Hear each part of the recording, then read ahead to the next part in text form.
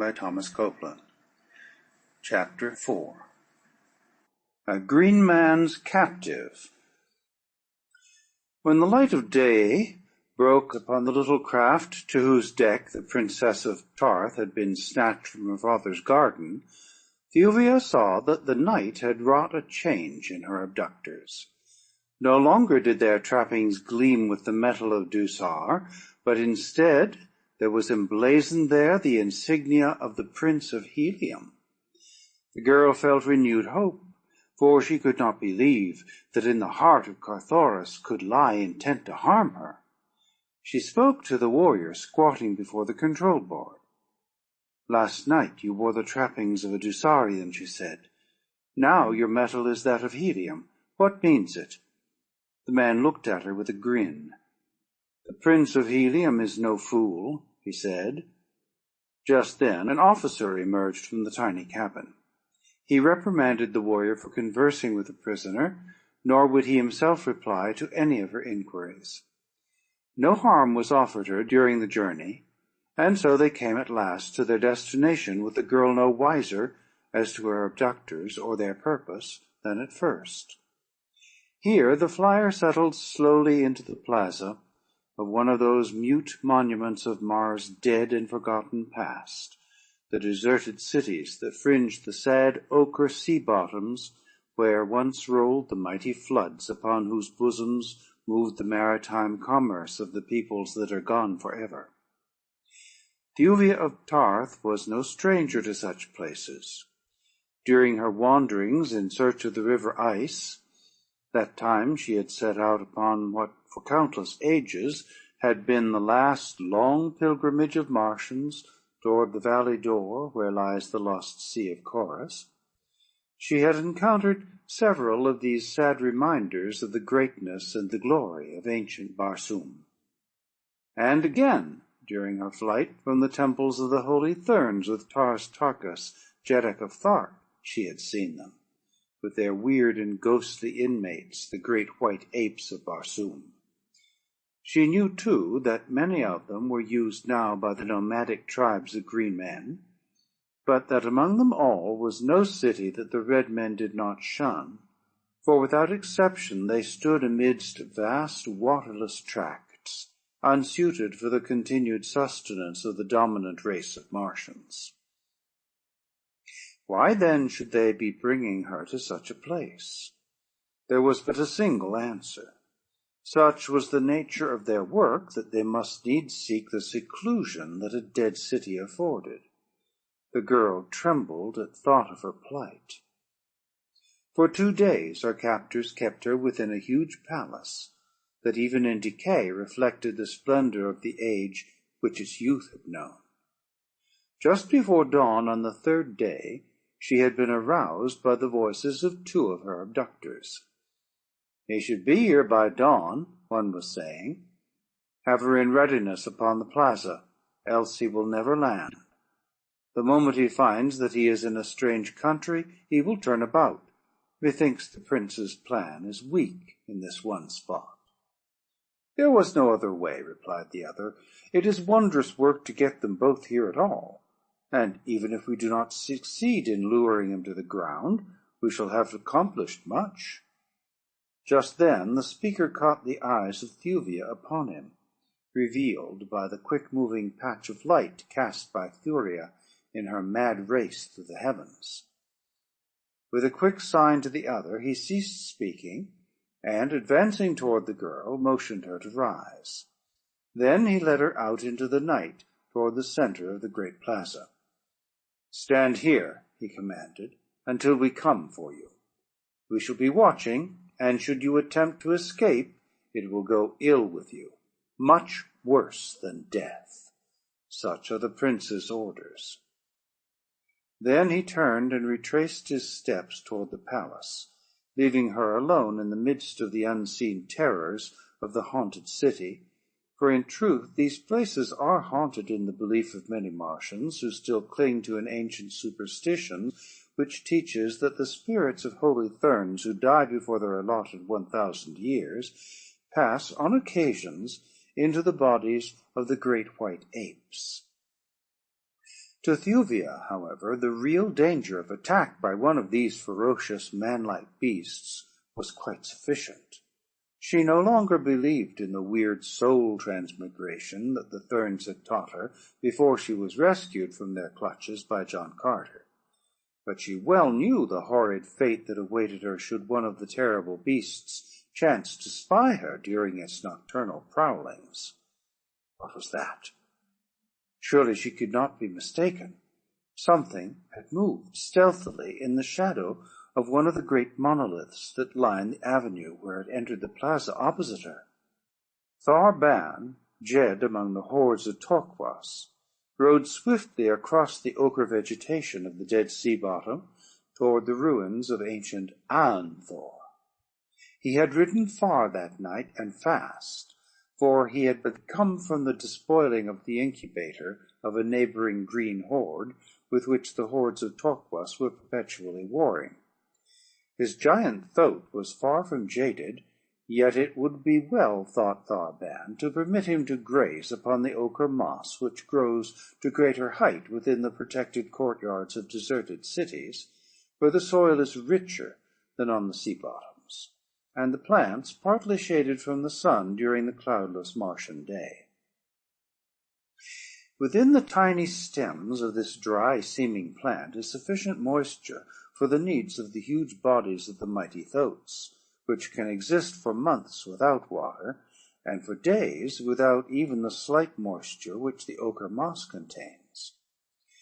As Thar-ban rode noiselessly up the broad avenue, which leads from the quays of Aanthor to the great central plaza, he and his mount might have been mistaken for spectres from a world of dreams, so grotesque the man and beast, so soundless the great thoat's padded, nailless feet upon the moss-grown flagging of the ancient pavement.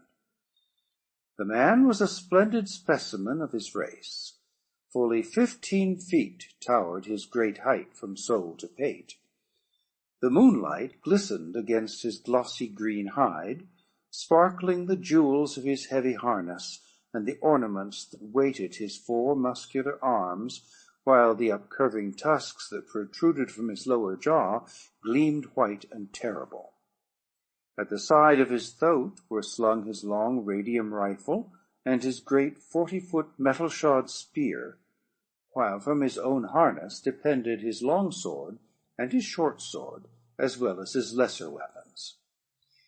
His protruding eyes and antenna-like ears were turning constantly hither and thither, for Thar-ban was yet in the country of the enemy, and, too, there was always the menace of the great white apes, which, John Carter was wont to say, are the only creatures that can arouse in the breasts of these fierce denizens of the dead sea bottoms even the remotest semblance of fear.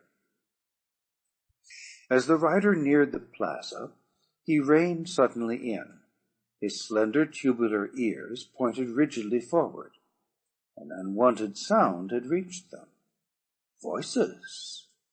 And where there were voices outside of Torquas, there too were enemies. All the world of Wide Barsoom contained naught but enemies for the fierce Torquasians. Thar-ban dismounted. Keeping in the shadows of the great monoliths that line the avenue of quays of sleeping Aanthor, he approached the plaza. Directly behind him, as a hound at heel, came the slate-gray thoat, his white belly shadowed by his barrel, his vivid yellow feet merging into the yellow of the moss beneath them. In the center of the plaza, Thar-ban saw the figure of a red woman. A red warrior was conversing with her. Now the man turned and retraced his steps toward the palace at the opposite side of the plaza. Thar-ban watched until he had disappeared within the yawning portal. Here was a captive worth having. Seldom did a female of the hereditary enemies fall to the lot of a green man. Thar-ban licked his thin lips. Thuvia of Tarth watched the shadow behind the monolith at the opening to the avenue opposite her. She hoped that it might be but the figment of an overwrought imagination. But no. Now, clearly and distinctly, she saw it move. It came from behind the screening shelter of the earside shaft. The sudden light of the rising sun fell upon it. The girl trembled. The thing was a huge green warrior. Swiftly it sprang toward her. She screamed and tried to flee, but she had scarce turned toward the palace when a giant hand fell upon her arm. She was whirled about and half dragged, half carried toward a huge thoat that was slowly grazing out of the avenue's mouth onto the ochre moss of the plaza. At the same instant she turned her face upward toward the whirring sound of something above her, and there she saw a swift flyer dropping toward her, the head and shoulders of a man leaning far over the side, but the man's features were deeply shadowed, so that she did not recognize them. Now from behind her came the shouts of her red abductors. They were racing madly after him who dared to steal what they already had stolen. As Thar-ban reached the side of his mount, he snatched his long radium rifle from its boot, and, wheeling, poured 3 shots into the oncoming red men. Such is the uncanny marksmanship of these Martian savages, that 3 red warriors dropped in their tracks as 3 projectiles exploded in their vitals. The others halted, nor did they dare return the fire for fear of wounding the girl. Then Thar-ban vaulted to the back of his thoat, Thuvia of Tarth still in his arms, and with a savage cry of triumph disappeared down the black canyon of the Avenue of Keys, between the sullen palaces of forgotten Anthor.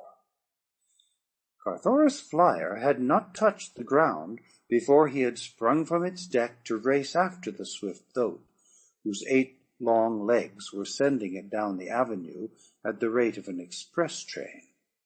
But the men of Dusar, who still remained alive, had no mind to permit so valuable a capture to escape them. They had lost the girl. That would be a difficult thing to explain to Astok, but some leniency might be expected could they carry the Prince of Helium to their master instead. So the 3 who remained set upon Carthoris with their longswords, crying to him to surrender. But they might as successfully have cried aloud to Thuvia to cease her mad hurtling through the Varsumian sky, for Carthoris of Helium was a true son of the warlord of Mars and his incomparable Digisaurus.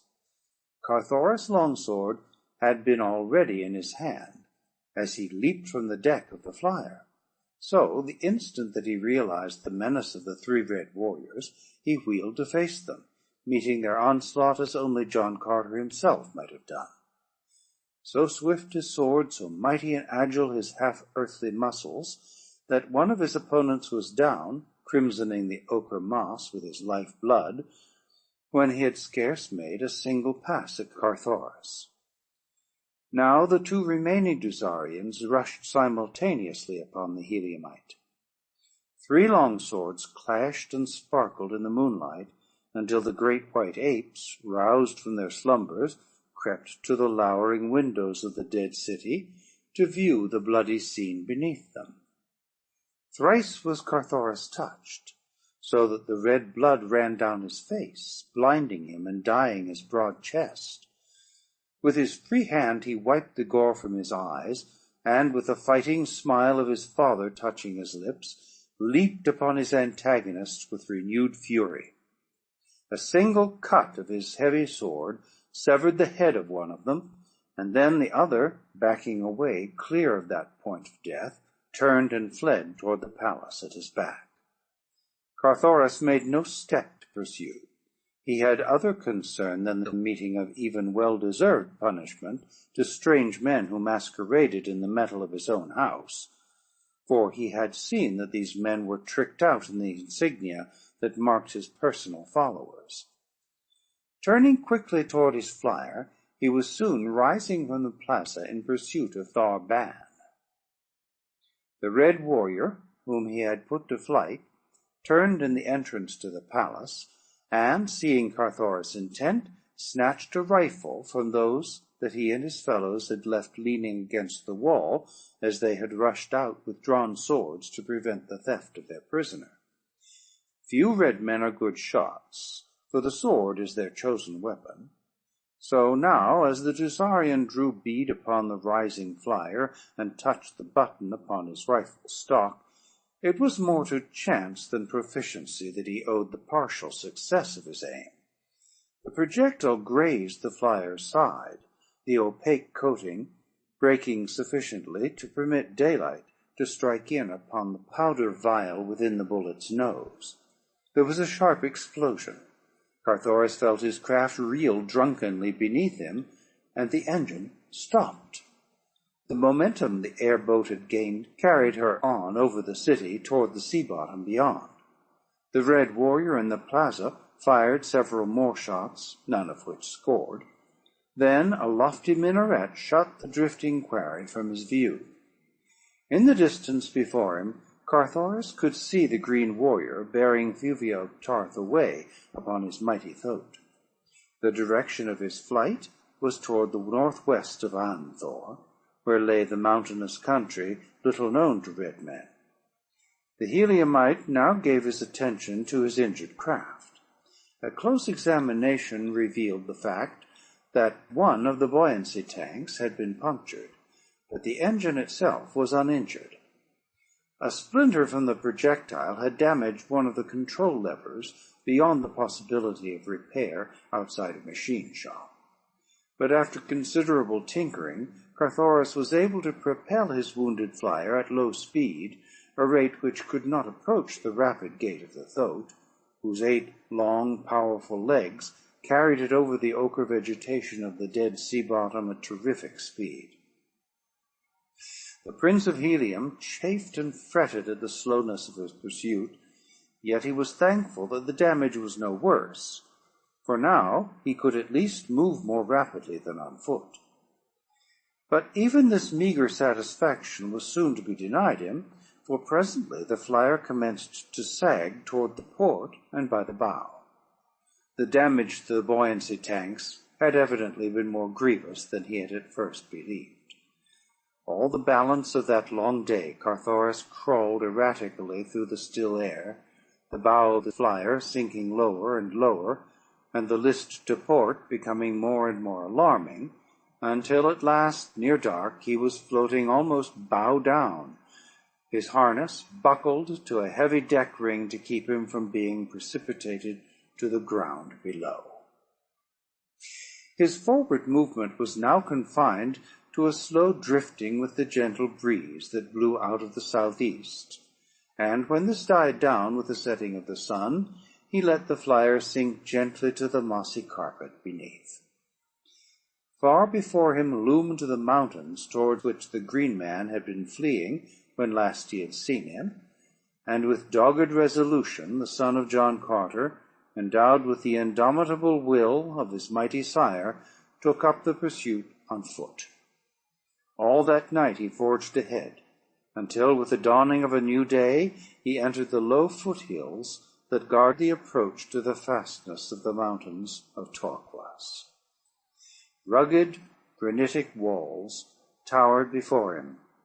Nowhere could he discern an opening through the formidable barrier. Yet somewhere into this inhospitable world of stone the green warrior had borne the woman of the red man's heart's desire. Across the yielding moss of the sea bottom there had been no spoor to follow, for the soft pads of the thoat but pressed down in his swift passage the resilient vegetation which sprang up again behind his fleeting feet, leaving no sign.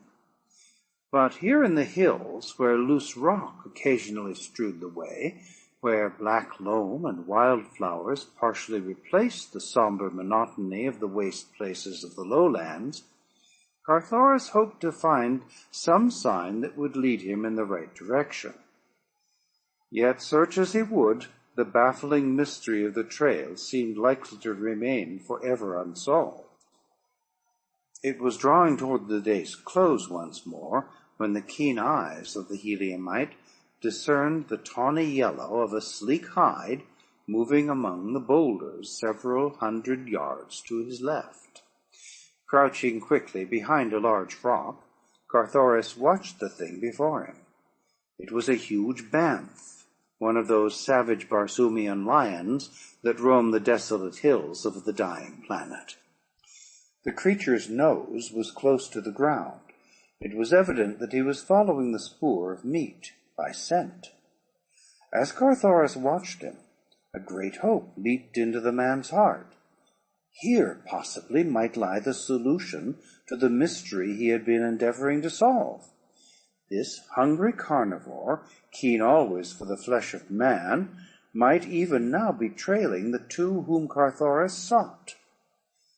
Cautiously the youth crept out upon the trail of the man-eater.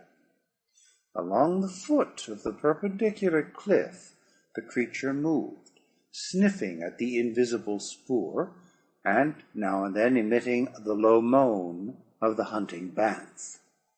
Carthoris had followed the creature for but a few minutes, when it disappeared as suddenly and mysteriously as though dissolved into thin air. The man leaped to his feet. Not again was he to be cheated as the man had cheated him. He sprang forward at a reckless pace to the spot at which he had last seen the great skulking brute. Before him loomed the sheer cliff, its face unbroken by any aperture into which the huge banth might have wormed its great carcass. Beside him was a small, flat boulder, not larger than the deck of a 10-man flyer, nor standing to a greater height than twice his own stature. Perhaps the banth was in hiding behind this. The brute might have discovered the man upon his trail, and even now be lying in wait for his easy prey. Cautiously, with drawn longsword, Carthoris crept around the corner of the rock. There was no banth there, but something which surprised him infinitely more than would the presence of 20 banths. Before him yawned the mouth of a dark cave, leading downward into the ground. Through this the banth must have disappeared. Was it his lair? Within its dark and forbidding interior, might there not lurk not one, but many of the fearsome creatures? Carthoris did not know, nor, with the thought that had been spurring him onward upon the trail of the creature uppermost in his mind, did he much care. For into this gloomy cavern he was sure the banth had trailed the green man as his captive, and into it he too would follow, content to give his life in the service of the woman he loved. Not an instant did he hesitate, nor yet did he advance rashly, but with ready sword and cautious steps, for the way was dark, he stole on. As he advanced, the obscurity became impenetrable blackness. End of chapter 4. Recording by Thomas Copeland.